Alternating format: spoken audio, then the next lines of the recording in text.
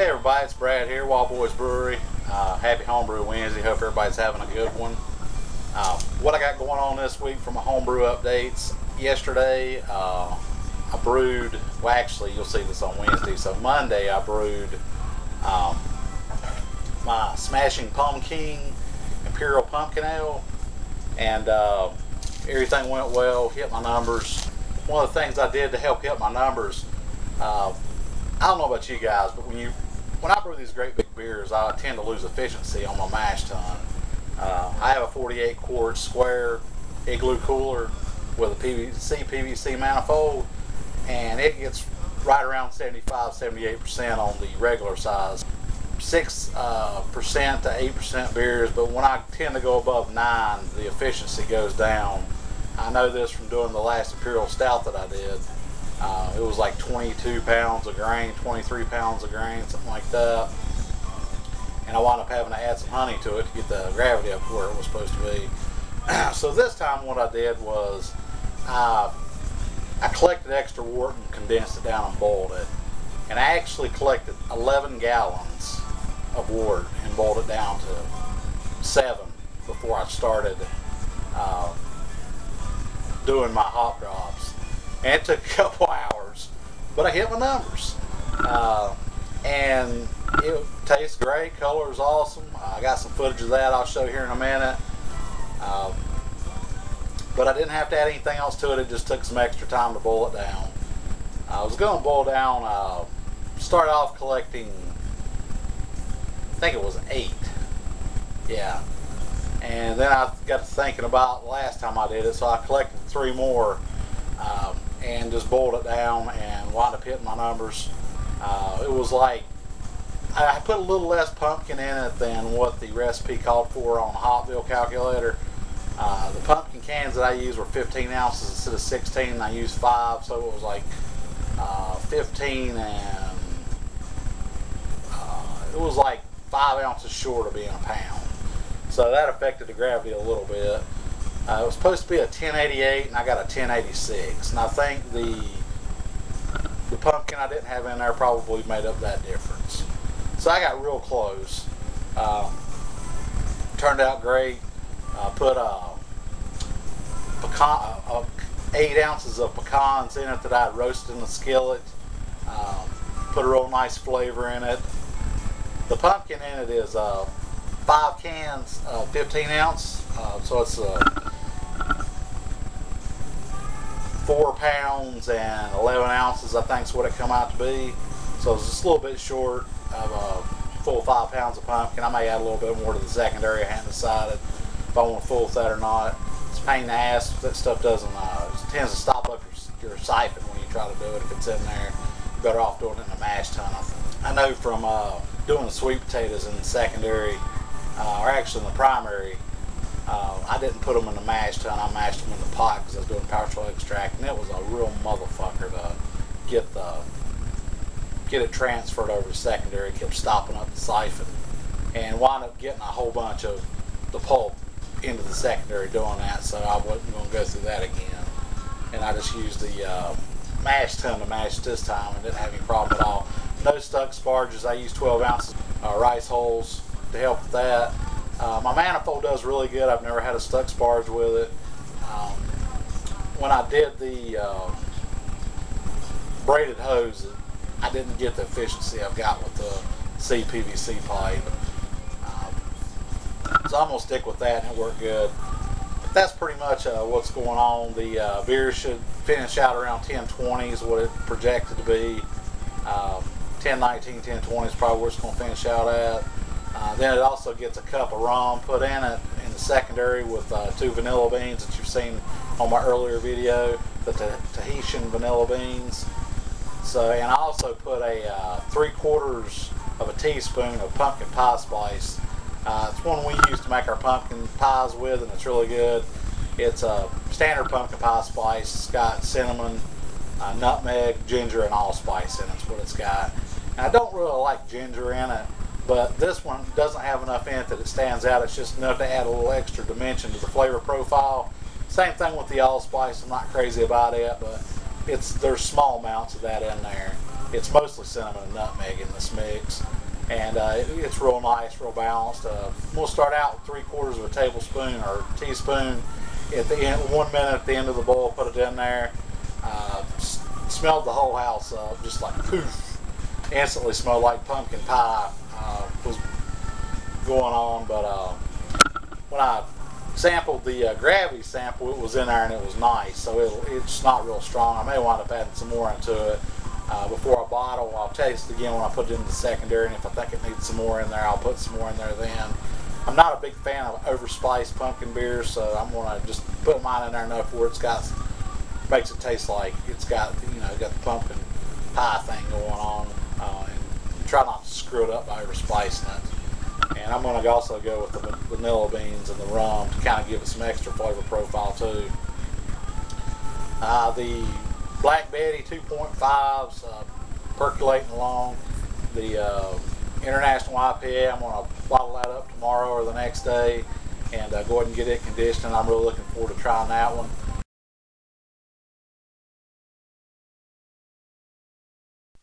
Okay, I'm getting my ingredients ready for my smashing Pumking beer. What I'm doing now is roasting my pecans, put them in a skillet on about 3.5, and then keep them moving. These are already done. You can see they're a little bit darker, and these are getting there. I just basically do it for about 2 minutes. You can do it till you smell them start getting that toasty smell to them. You don't want to do it too long or you'll ruin them. And pecans are expensive, so that's the pecans. Getting a bunch of strike water heated up. Here's the pumpkin I've got going in there. It's about 5 pounds or so, and be back when I got something else to show you. Okay, there's my yeast starter. I did a 2-liter starter with 1 smack pack. It's a 1272 Y yeast American L2. I need something that's going to do well in a high gravity beer. This thing's going to be around about 9%.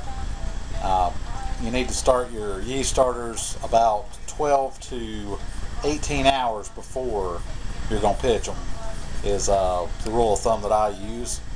And I just put a little bit of the Y yeast yeast nutrient in there. It only takes a half of a teaspoon or so I think it's 1 teaspoon for 5 gallons. So just like maybe 1/8 of a teaspoon in your yeast starter. And I don't have a stir plate, so I just shake mine up, and I've got mine going in a tea jug. And here's all my pecans. I got them roasted. I'm letting them cool off, and what I'm going to do is crush them, and then they will go in the mash tun. And then the grains, the pecans, the pumpkin will all mash at 154 for 90 minutes. What I'm going to do here is I'm going to heat up my 5 pounds of pumpkin to 154 in a pot, dilute it a little bit with some water so it doesn't crash my mash tun temperatures, because it's quite a bit colder than the grains, and if I put it in there cold, then I'm going to wind up having to put too much water in there. So I'm going to heat it up in this stock pot first to 154, and then put it in there and stir it in, and that will help having to add so much extra water to bring that up, because that pumpkin temperature is way below what the grains are. This is what you call maxing out a mash tun. If there was another couple ounces in here, it wouldn't even fit. That baby's all the way to the top, and this is a 48 quart. So this is the biggest beer I've ever made. It's even bigger than the Czar's Revenge as far as the grain bill with the pumpkin and everything in it. That's everything in there. Hit 154 perfect. We'll slam it down shut, or close it gently, shall I say, and let it mash for 90 minutes. And then I'll be back and start boil lofting. What are you doing? Alright, here's my pumpkin beer. It's running fairly clear. And in the background we have Smokey Joe messing with his mama's new slipper, which he thinks is his. A nice orange color. You can kind of see some of it in the tin there.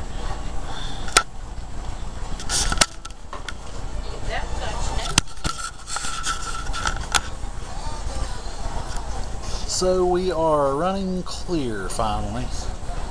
It's Surprisingly, this is like I was expecting this pumpkin beer to take a lot longer to run clear. I put about 6 liters through this thing. I think this will be the 6th one. Then I'm going to start, go ahead and collect my first runnings.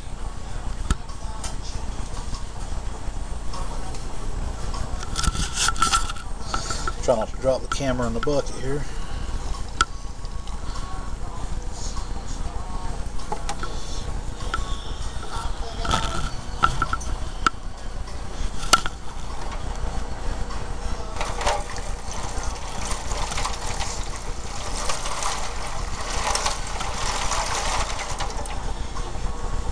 See the color. I'm going to do one more and then we'll start collecting our wort. Alright, here is 3 1/4 gallons in my 4-gallon pot. I'm bringing that up to a boil and I'm going to condense it.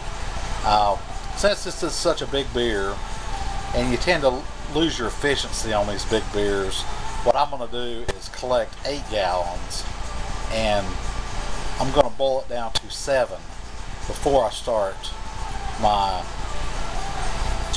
adding my hops. So this is probably closer to a 90-minute boil or maybe even a 120-minute boil. And it may darken the beer up a little bit, I don't know, we'll see. If it does, so be it. I'm trying to hit my numbers without adding anything else to it. I think the numbers on this are supposed to be like 1088, and it finishes out like 1020. So it's a kind of a sweet beer anyway, so it's not going to hurt it any. And so I'm bringing this up to a boil, and you can see it's already got a nice milky head on top of it. Proteins are coagulating and getting ready to start rolling, rippling. And right now I've put in my 3 1/4 gallons. My mash tun was so full, what I had to do was I had to collect 3 1/4 gallons at mash temperature to be able to mash out, because there was no room left in the mash tun whatsoever to add the strike water to bring it up to 168. So I've got this boiling up already, and then I brought it up to 168, and the mash tun's sitting there. It's got like a minute left on it, and I'm going to Vorloft again and get it running clear, and then collect another 4 3/4 gallon, I guess, and put that in the big pot here, and then boil that down, and then add them together until I've boiled it down till I've got 7. Then I'll start doing my hop drops, and I'll be back when I get to that point. Okay, I got the 3 1/2 gallons reducing back there, and then the big mega pot, the 8-gallon one, is coming up to a boil. It's on the way. Oh, white asparagus for dinner. Now we maxed out the mash tun, why not the brew pot? That's about as full as you can get that 8-gallon pot, not overflow it. And it had already reached the hop break with 5 gallons in it, and then the small pot had reached the hop break, so I went ahead and combined them, and now I've got 8 gallons. I'm going to boil that down to 7 and then start doing the hop drops. That's what you call a full pot.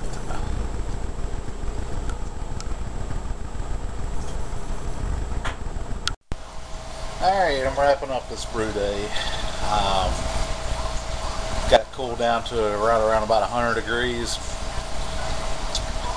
And once I get it down to in the 70s, I'll transfer it over into the fermenter bucket, pitch the yeast, and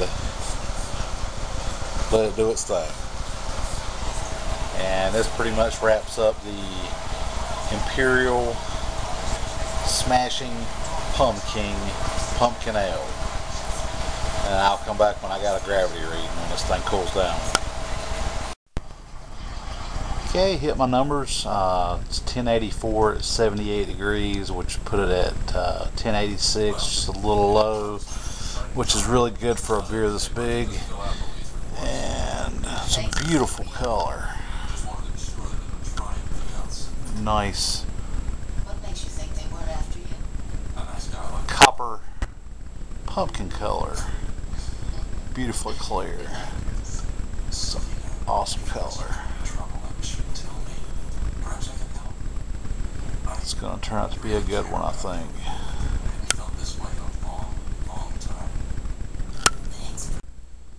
And we've got a nice nice healthy fermentation going on with the smashing Pumking Imperial Pumpkin Ale. Now it's like 11:30 the next day, and this baby's going to town.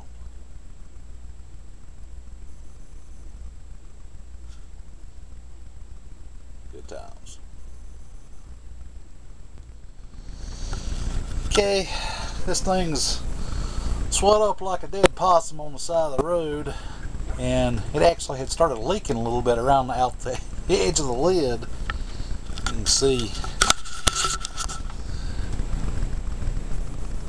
a little bit of it had seeped out around the edges, and the lid was swelled up so much that I was afraid it was going to blow it off. So I set my brew pot on top of it to hold it down. And this is why you do not put an airlock on a really big beer. And this is why I don't put airlocks on any beers anymore when I do primaries. You can see all the crap in the hose. If you watch it, you can see it just shooting through there every couple seconds.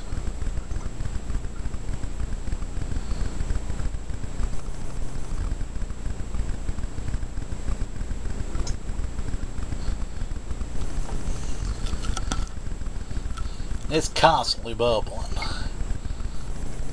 Then you've got like every 2 seconds you got crap shooting through there. And this is another reason I don't like violent. I don't like brewing the day before I have to go back to work. I like to be home on the day after it brews, so if I have any kind of issues, I'm here to take care of it. I don't want to be like Hokey Homebrew. I don't have mine in a fermentation refrigerator, so if it explodes, it's going to go all over my room. I don't know if you guys seen them pictures he put up. He had some on Facebook where he had the lid blow off of his beer he called sewage dump and exploded inside of his fermentation chamber. I'd rather not have that happen. But this is why I rig up a blow-off tube on all my primaries now, because this is not the first time I've had this happen. And it doesn't always have to be a really big beer for it to happen either. But at least you know the yeast is doing its thing. That American Ale 2, the 1272, is really good yeast. That's pretty much what I got going on. I hope everybody's having a good Homebrew Wednesday. See you next week, and cheers.